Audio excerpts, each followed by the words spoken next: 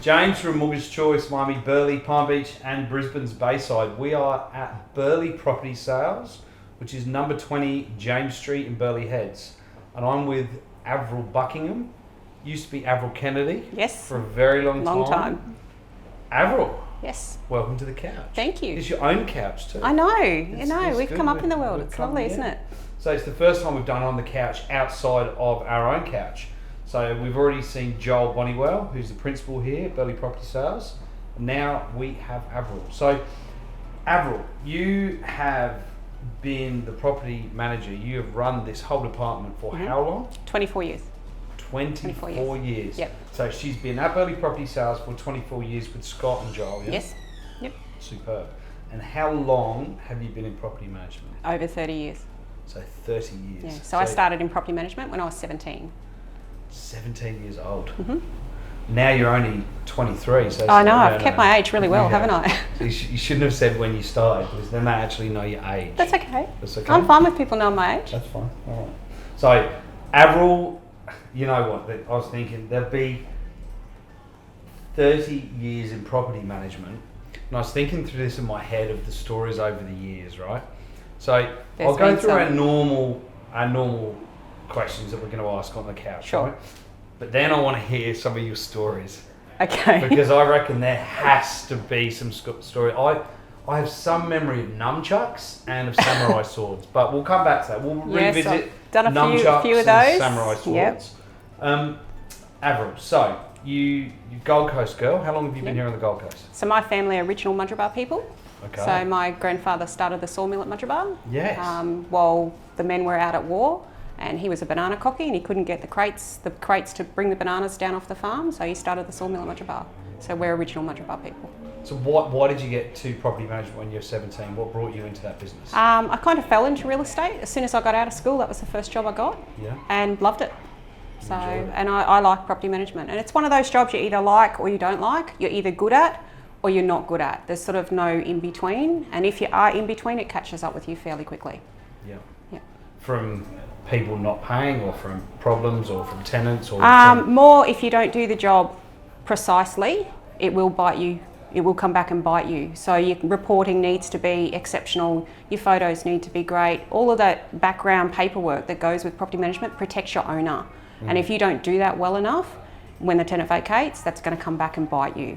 Yeah. So it's really, really important. That paperwork's really important. So that whole back end, keeping the whole thing tidy, keeping everything to regulation, keeping your records. Yeah, making sure you're doing your inspections, your arrears are done every day. You know, routine, a lot of people don't realise that their routine inspection can affect their final inspection. So if we do a final inspection, a tenant says, that wasn't there when I moved in, or I didn't do that, and we can go back to their routine inspections and prove that they had a rolly chair on that timber floor and that's what's caused the damage, then that protects our owner when we go to court, because that's further proof that yes, the tenant did cause the damage. Here's the before photo, here's the during photo, here's the now photo. I've seen an entry report that Averil actually helped me do when I was selling a house and moving into another house, and I had a period of about 6 months. Yeah.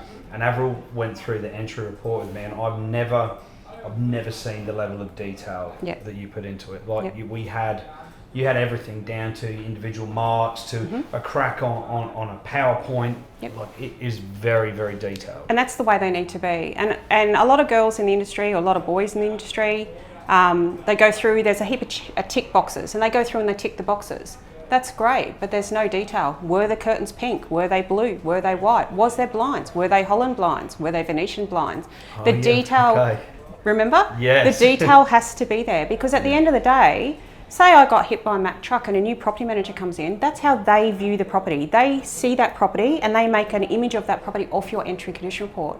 So if they go in and it's all blank, and they walk in and it's a blank canvas, they're not going to know if those curtains were pink, blue, white, yellow.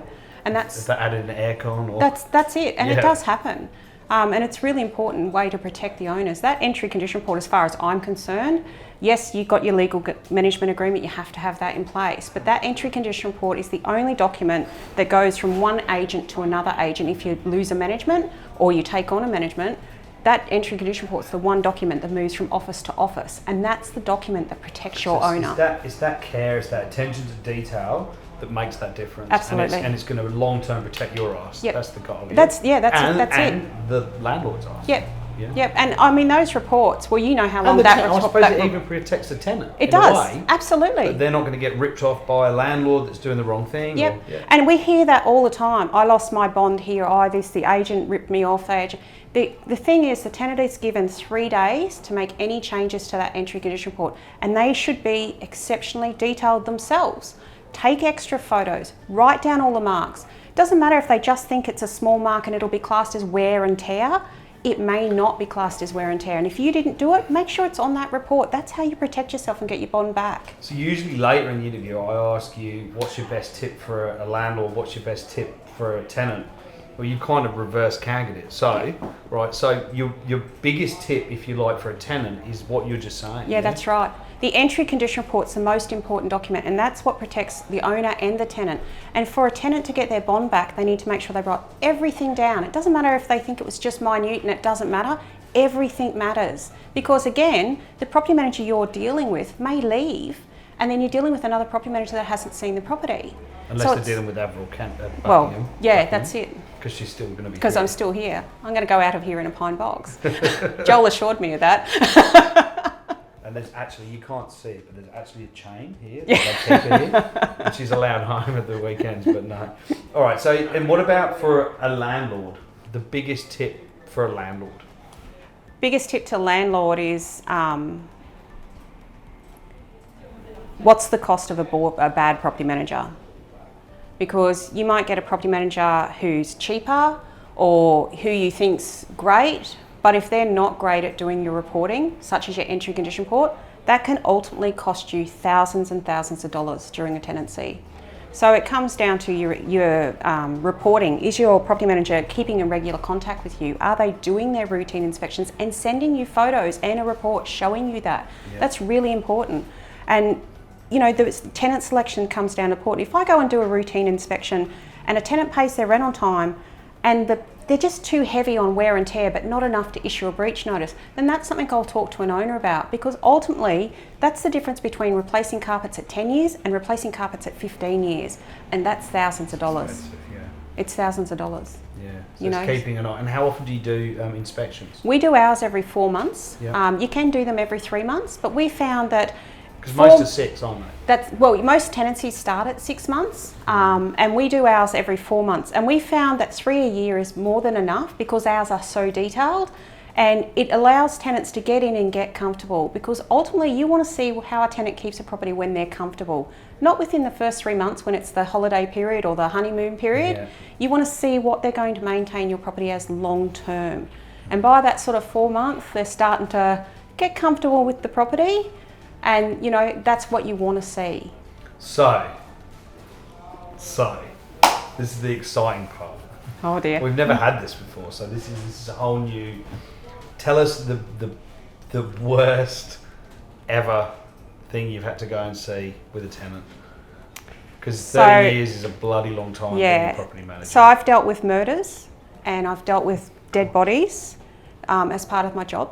Right. So that is something that people don't discuss. Property management's a lot harder than people think. They think we come in, you know, we collect your rent and then off we go on the weekend. There's so much behind it. What do you mean? You're like a tenant dying or? Yes. Oh God. Yes. Okay. Yep. So you know, I've been to properties. We've had properties where tenants have taken their own lives.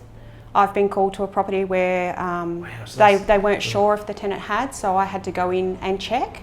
We did. What with the police or? No. So in this case, the tenant's partner, who was on the lease, had called, and we went and checked the property for her. And you know, you don't know what you're walking into. You don't know. I've dealt with all sorts of situations. I've had tenancies where I've had tenants long term and they've been fantastic. He cheats on her, she cheats on him, loss of job, whatever, you can't predict it, and then their personalities change. Or they get a mental health issue or a drug issue, and that can change everything. Yeah. I've been through properties where the tenants have been great and then they've got a substance abuse. And the difference in the personality of the person, to the difference in how they've kept the property changes. I got pinned in a kitchen when I was doing property management in Darwin because I told a guy his louvers were dirty. And I wrote my name, Averil, on the louvers so he could see. And he pinned me in the kitchen with his fist in my face because I made him clean the property. I was going to make him re-clean the property. So it's, you put into scenarios where, you know, it's not, you have to have a really strong backbone to be a property manager. And all hail to all property managers, because there's not enough credit given to how much work goes into the job and how challenging it can be on a daily basis. Because I reckon you'd inherited a property at one point, and I think you'd inherited this property and then you had to go with police. Yes. And she basically found it full of weapons. Yeah, so that there was... was an axe, there was a... yeah. So that particular property, that particular property was a warrant of possession, so I had a court order. Yeah. It was served by the police, and the police turned up to my office early and said, "Do not go to this property without us." And I'm like, okay. So I knew something was going on, but they're not allowed to elaborate, okay? Right. So we turned up at the allotted time. I stood out on the street, and when 6 policemen turned up, I was like, this isn't a normal eviction, because normally it's 2. Yeah. You know? 3 cars turned up, 6 cops, and I was like, okay, something bigger's going on in this picture. And they were in there for about an hour, and when they come out and put their bulletproof jackets on, I was like, holy hell, what's going on here? One of the police come and talked to me, and it was noted on the system that this person, this particular tenant, may have had a gun, but they weren't sure. So they were actually trying to get into the unit to see if he was there, to establish if they needed to be all there or not. And then they established he was actually there, and that's when they come out and put their jackets on and that. They finally took him out in handcuffs. That took 3.5 hours. Crikey. And when I went in, I've never seen so many knives, nunchucks, swords. He'd been to Bunnings and bought all new mattocks and axes, and they were hidden everywhere. Wow. And I've never seen anything like it. And I've seen this before, but not to this calibre. And yeah, I started taking photos, and I was like, holy dooly. And I called my boss, and I said, so Scott, I've never seen so many weapons and knives. He goes, oh, it couldn't be that bad. So I started sending him photos, and he's like, holy hell, are you okay? And I went, yeah, it's vacant now. And the next day I had to let his mother in to get his belongings out, and she abused me. And it was my fault that her son was like that. All these weapons. So I said, yeah, okay, love, I'm leaving. I'll be back to close the door, and if you harass me again or threaten me again, we'll be going to the police again. So it does happen. So you have to be extremely careful. Absolutely. What you do. Absolutely. There was a lady in Brisbane, and this is little known as well, but there was a property manager in Brisbane went to do a routine inspection during the day, and the male tenant pinned her on the floor and raped her. Oh, God. You know, so there are negatives to our jobs. It does happen from time to time. Because you're dealing general public, you're going into homes. Yep, and you're alone when you're going into these homes.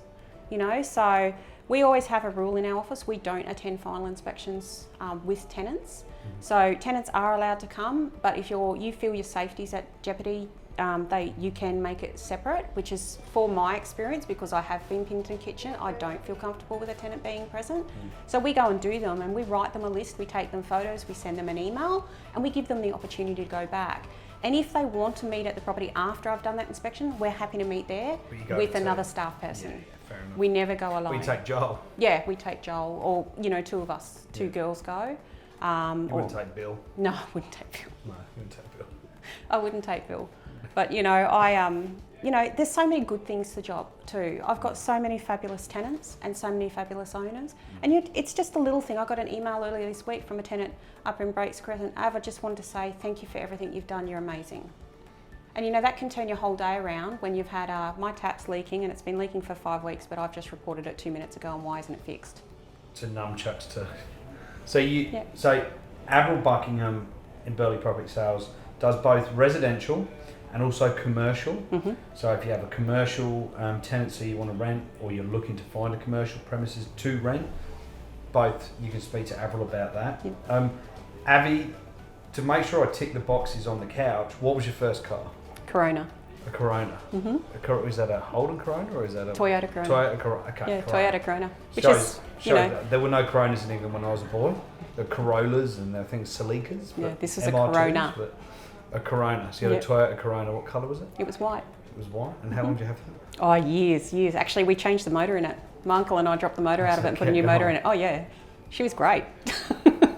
I flogged it, though. You would have been a hoon. Oh, come on, Jimmy. Yeah. I'm sweet and innocent. Yeah, sure. Your favourite holiday destination I'd usually ask you, but you don't like flying. No, I'm terrified of flying, but I'll parachute. So what are you doing? So you'll jump out of a plane, but you won't fly in a plane to go somewhere? Yeah, so I'll travel. I'll travel for an hour. I've been to Tasmania and that, but I really struggle. With it. It blows people's minds. I would not want to sit next to you on a plane. Yeah. Oh, Mark's always got finger marks. It's like, oh no, I'm sick. Like, you ask Mark, I'm terrified of flying. Terrified. So you can only take Averil on the plane if she's jumping out of it. Yeah. This isn't quite making sense, but we'll keep going. Well, it's funny because when we jumped out, the guy said, we're going to go 3, 2, 1 and forward. And we got to 2 and I was gone. I was out of the plane. And he goes, I thought you were going to be one of these chicks that had to throw out the plane. I went, no, mate, I couldn't wait to get out of the plane. I hate flying. And he goes, that makes no sense. And I know, but I'm a bit claustrophobic. So what do you want to do on your vacation? I just like to relax. Chill out at home. Yeah, chill out at home. You've got your house I know you've got an amazing garden. Yeah, gardening's my passion. I love gardening. Yeah. And that's my downtime thing. So chilling out, doing your plants. Swim in the pool. Just relax. Spend time with family. You know, I've only got a small family and we're close. We're all close together and it's just great. Beautiful. Well, thank you for coming onto the couch. Thank you. Thanks for having me. Appreciate it. I appreciate being the first one on the couch for property management. Ever. I know. First one ever. So take those tips, use those tips.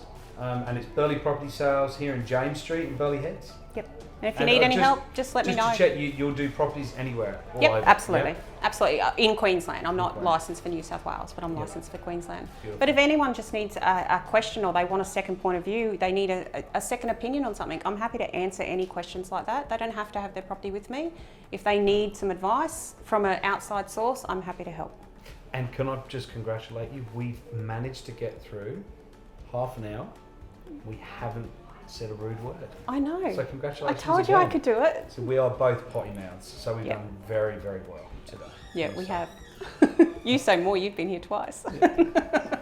Thank you very much. Thank you.